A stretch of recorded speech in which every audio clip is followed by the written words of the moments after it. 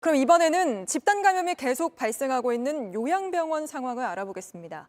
요양병원은 무엇보다도 환자들 대부분이 고령인데다가 또 기저질환까지 있어서 피해가 걱정되는 곳이죠.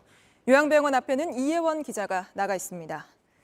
자, 이 기자, 오늘도 요양병원에서 병상 나길 기다리다가 숨지는 환자가 있지 않았습니까? 네, 오늘 오전 0시 기준으로 이곳 요양병원에 있던 확진자 5명이 추가로 숨졌습니다. 지금까지 이곳 요양병원에서만 11명이 숨졌는데 그중 10명이 병상을 기다리던 중이었습니다. 제 뒤로 보이는 건물 8층이 해당 요양병원입니다. 지난 12일부터 동일 집단 격리 중입니다. 그리고 지금까지 134명이 코로나19 확진 판정을 받았습니다. 지난번에도 그곳을 연결해서 의료진이 부족하다는 문제를 제기했었는데요. 그 요양병원 자체적으로 치료가 하기는 힘든 상황인 거죠? 네, 기존에 있던 의료진들이 있긴 하지만 늘어나는 확진자를 감당하기가 좀 어렵습니다. 이 때문에 방역당국이 의료진 12명을 긴급 투입했습니다. 하지만 중환자들의 경우에는 전담 병상으로 가서 치료를 받아야 하는데 자리가 나지 않아서 쉽지 않은 상황입니다. 지금까지 이렇게 병상을 기다리는 사람, 이 요양병원에서만 81명입니다.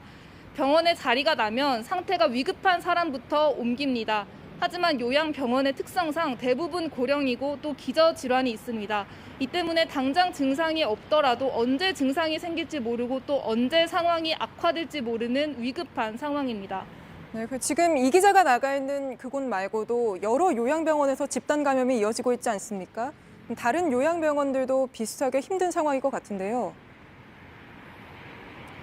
네, 모두 비상입니다. 저희 JTBC가 한 작은 규모의 요양병원 상황을 들어봤는데요.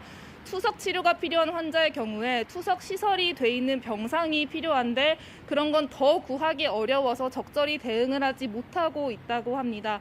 방역당국이 상급 종합병원에 중환자 병상을 확보하고는 있지만 이는 시간이 걸리고 또 확진자가 워낙 급증하고 있어서 좀 위험한 상황입니다.